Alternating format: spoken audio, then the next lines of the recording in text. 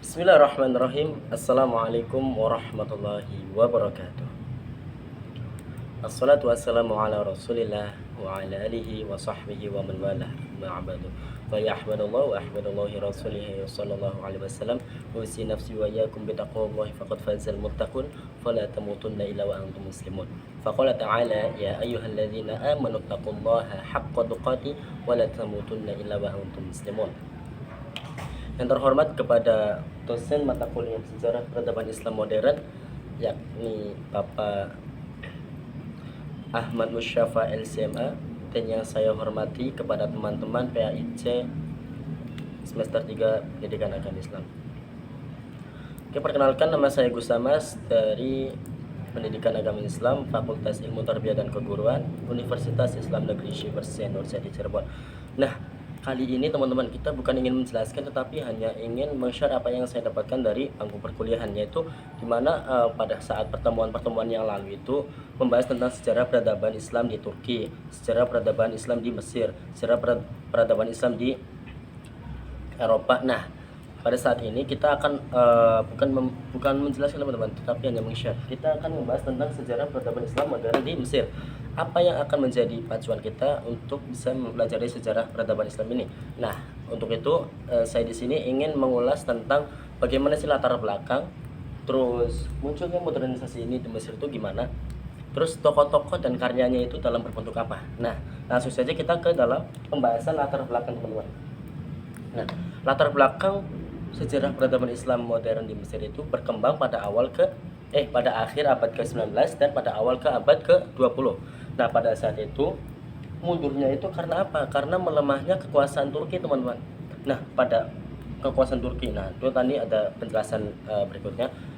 Kenapa? Karena setelah melemahnya kekuasaan Turki ini didatangi lagi oleh apa yang namanya itu Napoleon Bonaparte, teman-teman. Nah, kedatangan Napoleon Bonaparte ini tidak hanya membawa sekecil apapun itu, tetapi kedatangan Napoleon Bonaparte itu membawa apa? Yang pertama, membawa pasukan militer yang sangat kuat, terus dari bidang mesin cetak yang sangat canggih, terus lagi ada bidang sains yang sangat memadai. Nah, pada saat itu apa?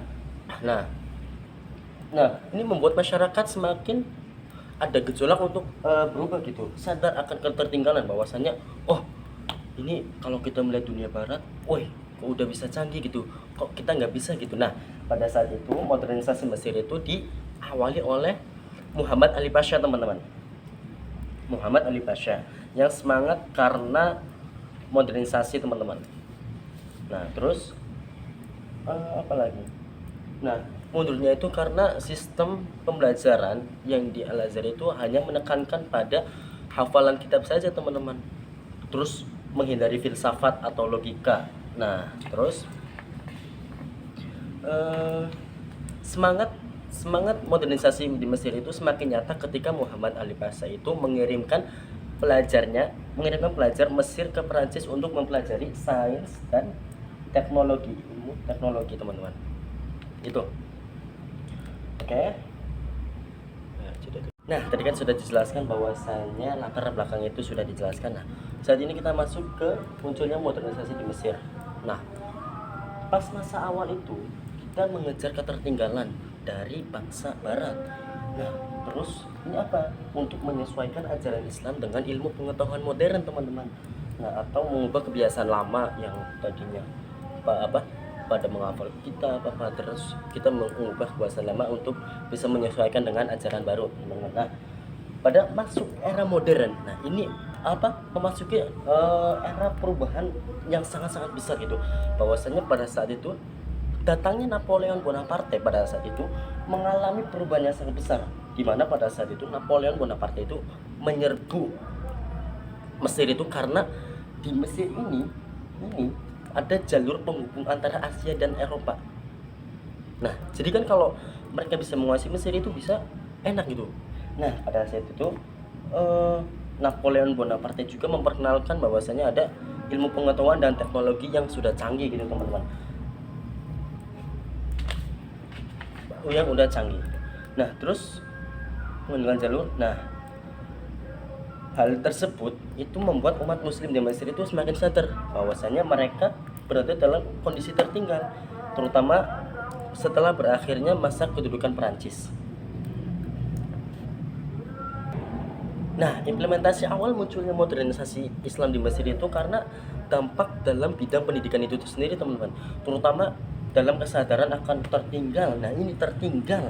Nah, mendorong lahirnya sekolah-sekolah modern yang mulai menggabungkan ilmu-ilmu agama dengan ilmu pengetahuan, teman-teman. Pada saat itu, ilmu agama dan pengetahuan itu lebih sistematis, dirancang untuk lebih sistematis. Bahwasanya di Mesir itu mulai menemukan bentuk konkret dalam pendidikan. Semisal dari Universitas Al-Azhar itu pusat keilmuan juga mengalami perubahan dengan membuka diri pada pendekatan yang lebih modern, teman-teman. Pada saat itu fase awal modernisasi pemikiran Islam di Mesir. Pendidikan menjadi pintu utama dalam proses munculnya modernisasi dan pembaruan Islam di negeri tersebut. Nah, dilanjut dengan tokoh-tokoh dan karyanya yang dengan tokoh-tokoh ini bisa Mesir itu bisa dalam tanda kutip itu bisa semakin maju deh. Yang pertama ada Muhammad Abduh, dikenal sebagai pionir utama reformasi Islam modern di Mesir. Latar belakang pendidikannya itu di Al-Azhar, membentuknya sebagai seorang ulama tradisional, namun pengalamannya intelektualnya bersama Jamal Al-Afghani mengantarkannya pada gagasan pembaruan yang lebih radikal, teman-teman. Abduh menilai bahwa kemunduran umat Islam disebabkan oleh dominasi taklid, dan kebekuan pemikiran atau jumud yang membuat umat sulit menghadapi kolonialisme serta perkembangan ilmu pengetahuan Barat. Nah, jadi pemikiran umat Islam pada saat itu masih taklid gitu, atau masih buta terhadap pengetahuan yang lain. Nah, fokusnya hanya ilmu agama, tetapi harus bisa fokus ke dalam ilmu-ilmu yang lain juga. Nah, tantangan kolonialisme serta perkembangan ilmu pengetahuan Barat, oleh sebab itu ia menyerukan bahwasanya perlu kembali kepada pintu ijtihad dan menegaskan bahwa Islam sangat sejalan dengan akal rasional, teman-teman. Membuka dalam pandangannya, Islam bukan penghalang kemajuan, melainkan fondasi moral dan spiritual untuk membangun peradaban modern. Nah, adapun karya beliau yang pertama ada apa nih? Dalam Risalah Al-Tauhid, ia menafsirkan tauhid secara rasional dan filosofis. Nah, yang kedua ada Rashid Ridha. Rashid Ridha adalah murid sekaligus penerus intelektual Abduh yang berhasil memperluas pengaruh gagasan reformasi. Nah, jika Abduh itu lebih menekankan aspek teologis dan pendidikan, maka Ridha cenderung mengembangkan pemikiran ke arah sosial dan politik. Jadi kayak ada tugasnya gitu. Nah, pas Abduh itu teologis dan pendidikan, kalau Ridha itu mengembangkan ke arah sosial dan politik. Nah, ini sangat bagus, teman-teman. Melalui majalah Al-Munir, Al-Manar, majalah Al-Manar, ia menyebarkan gagasan tentang pentingnya kembali kepada Al-Quran dan Sunnah, teman-teman. Nah, yang ketiga ada Jamaluddin Al-Afghani. Jamaluddin Al-Afghani dikenal sebagai tokoh yang sangat penting, yang tokoh awal yang menggagas kebangkitan Islam di Mesir. Ia menekankan pentingnya persatuan umat Islam untuk melawan kolonialisme Barat, teman-teman. Jadi untuk bisa melawan kolonialisme Barat, kita harus bisa bersatu, teman-teman. Adapun beliau Jamaluddin Al-Afghani berpendapat bahwa kemunduran umat Islam terjadi karena terjebak pada taklid buta, teman-teman. Nah, ini yang hampir sama dengan Muhammad Abduh, pendapatnya Muhammad Abduh, atau taklid buta terhadap tradisi lama sehingga kehilangan daya kritis dan inovasi, teman-teman. Oleh karena itu, menurutnya umat Islam perlu kembali kepada semangat ijtihad dan membangun kekuatan intelektual yang berpadu dengan ilmu pengetahuan modern.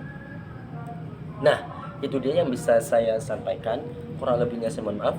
Untuk nilai-nilai yang bisa kita ambil dalam sejarah peradaban Islam modern di Mesir, yang pertama adalah kita harus bisa menyesuaikan dengan perkembangan zaman, teman-teman. Semisal kalau perkembangan zaman ini kita butuh dengan HP, berarti kita harus bisa menyesuaikan bisa dengan HP, teman-teman.